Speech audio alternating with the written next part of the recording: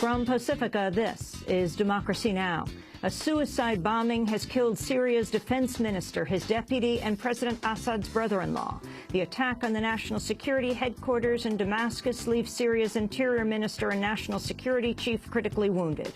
We'll speak with Patrick Seal, author of Assad. Then, as Senate Republicans block a bill to unmask anonymous campaign donors, we'll look at Sheldon Adelson, the billionaire casino magnate bankrolling Mitt Romney's campaign. As Adelson pledges to donate $100 million to defeat President Obama, he's coming under new scrutiny for possible violations of federal anti-bribery law and ties to Chinese organized crime. We'll look at Mitt Romney and his time as head of the private equity firm Bain Capital. You know, Mr. Romney's got a different idea. You know, he invested in companies that have been called pioneers of outsourcing. I don't want to pioneer in outsourcing. I want some insourcing. I want to bring companies back. Now, the Boston Globe is reporting Romney remained head of Bain for 3 years, beyond the time he says he ceded control. What's the significance of this? All that and more coming up. Welcome to Democracy Now!, democracynow.org, The War and Peace Report. I'm Amy Goodman. A suicide bomber struck a meeting of top Syrian officials in Damascus, killing a number of people, dealing a major blow to the regime of President Bashar al-Assad. Syria's defense minister, General Daoud Rajha, was killed, along with his deputy, Assad's brother-in-law, Hsbc. Syria's interior minister and the head of the country's national security office have also been reported critically wounded and possible dead. We'll have more on Syria after headlines. The bombing follows days of clashes between government forces and rebels around Damascus and comes as the United Nations Security Council is set to vote today on a new measure responding to the overall crisis. Talks with Russia have faltered over whether to include a reference to Chapter 7 of the UN Charter, which could ultimately pave the way for military force. Amidst the worsening fighting, John Ging of the UN's Office for Coordination of Humanitarian Affairs issued a new appeal for aid. We face a lot of obstacles in the efforts to meet the needs of the people. We face tremendous political obstruction from the government of Syria. We face an incredibly dangerous operational environment because of the conflict itself.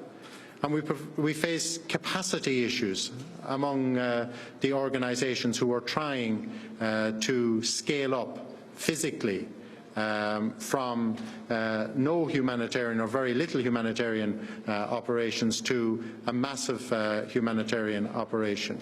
We need more money. If we don't get more money, people will die and there will be more humanitarian suffering. In Afghanistan, a Taliban bombing has destroyed 22 trucks carrying supplies for the U.S.-led NATO occupation. The fuel trucks and supply vehicles were parked in northern Samangan province when a magnetic bomb blew them apart. Truck crossings recently resumed from Pakistan after the U.S. apologized for an airstrike that killed 24 Pakistani soldiers last year. A top executive at the banking giant Hsbc has resigned in the wake of a report linking the firm to money laundering for Mexican drug cartels. A Senate probe also found loose protections at HSBC's U.S. unit provided a gateway for terrorists to gain access to U.S. dollars in the U.S. financial system.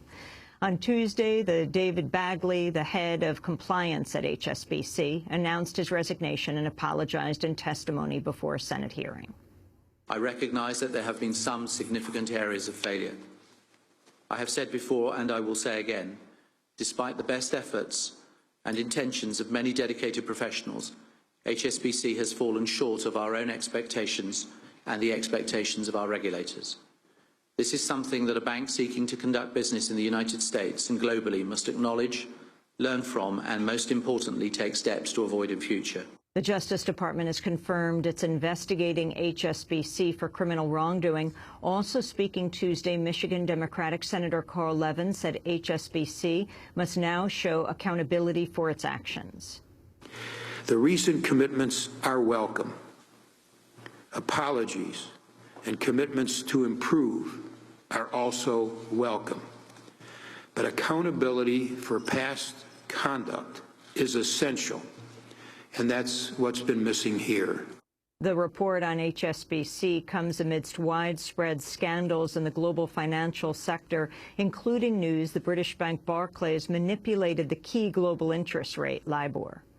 Appearing before the Senate Banking Committee, Federal Reserve Chair Ben Bernanke acknowledged U.S. officials were aware of the rate manipulation as early as 4 years ago, but were powerless to take action beyond alerting British officials. Bernanke said the LIBOR scandal has caused major damage and showed the international rate exchange is, quote, structurally flawed. Addressing the sluggish pace of U.S. job growth, Bernanke also said the Fed is prepared to take new action to address high unemployment. Reflecting its concerns about the slow pace of progress in reducing unemployment and the downside risks to the economic outlook, the committee made clear at its June meeting that it is prepared to take further action as appropriate to promote a stronger economic recovery and sustained improvement in labor market conditions in a context of price stability. The Wall Street Journal has revealed the U.S. is building a new so-called missile defense radar station in Qatar. The Pentagon-run site will come as part of a regional system to defend what one official called a wide range of U.S. security interests in the Persian Gulf. Critics have called the missile defense system an offensive weapon against Iran. The Nigerian government has ordered the oil giant Shell to pay a record $5 billion fine for a major offshore oil spill last year.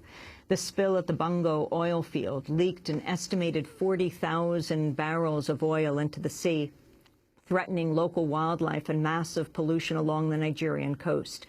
The spill came just 4 months after the United Nations said it would take 30 years and around $1 billion for a small section of the Niger Delta to recover from environmental damage caused by Shell and other companies. Shell says the new fine has, quote, no basis. Environmental groups, meanwhile, have kicked off a global week of action against Shell's looming oil drilling operation in the Alaskan Arctic. Shell is set to begin exploratory drilling in the Beaufort and Chukchi Seas later this summer. Activists across the world have begun holding protests at Shell sites in a bid to stop the drilling, forcing dozens to temporarily shut down. At a Shell gas station in London, activists managed to place an animatronic polar bear on the station's roof. Shell are going to be the first big oil company this summer to start drilling for oil in the Arctic. The Arctic is a unique and beautiful area of the planet, and to drill for oil there would endanger the wildlife, the habitat of polar bears and narwhals and other creatures, as well as the 4 million people who live there. People all over the world are taking action like this and hoping that Shell will listen and hoping that Shell will make a decision not to go and drill for oil in the Arctic. A UN human rights investigator is calling on the U.S. to halt the executions of 2 mentally disabled death row prisoners in Georgia and Texas.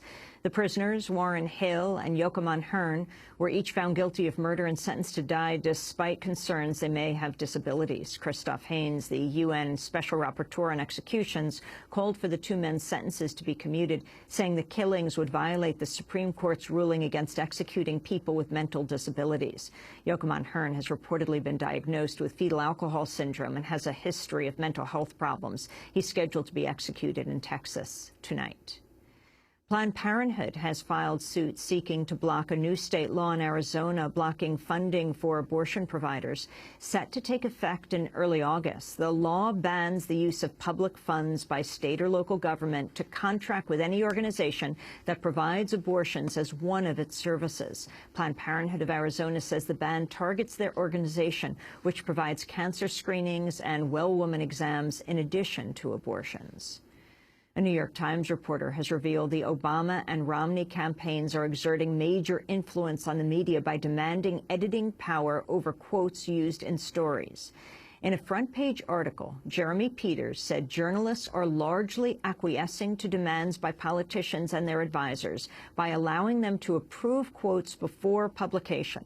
Peters noted a White House practice of holding so-called deep background briefings, where reporters can paraphrase senior Obama administration officials but cannot identify them or quote what they say. He described how quotes collected from campaign officials and sent to them for approval before publication are often, quote, redacted, stripped of colorful metaphors, colloquial language, and anything even mildly provocative. Peters said it is, quote, difficult to find a news outlet that has not permitted officials to approve quotes, noting the Washington Post, the New York Times, Bloomberg, Reuters, and others have all allowed it. Many journalists refused to speak to Peters on the record about the practice. Janitors who've been striking against unfair labor practices in Houston, Texas, say they're taking their struggle nationwide with picket lines in 8 cities across the country. Janitorial workers in Los Angeles and Denver are expected to show solidarity by refusing to cross the picket lines against their cleaning contractors. The strike in Houston is now in its 2nd week after workers making $8.35 an hour say they faced harassment and intimidation when they rejected an offer that would have raised their pay by just 50 cents an hour over 5 years. And today is Nelson Mandela International Day, as the anti-apartheid leader and former South African president turns 94 years old. The United Nations has backed Mandela's call for citizens worldwide to do 67 minutes of voluntary work to represent the 67 years Mandela devoted to South Africa's political struggle. Ahead of celebrations in South Africa, Mandela's wife, Graca Machel, said her husband is in good health. He's doing well after the crisis last year. How could you imagine that he would be so well? But he is, he recovered remarkably well. Remarkably well. He's a man of 94, but he's fine. And those are some of the headlines. This is Democracy Now!, democracynow.org, The War and Peace Report. I'm Amy Goodman. And I'm Nermeen Sheikh. Welcome to our listeners and viewers around the country and around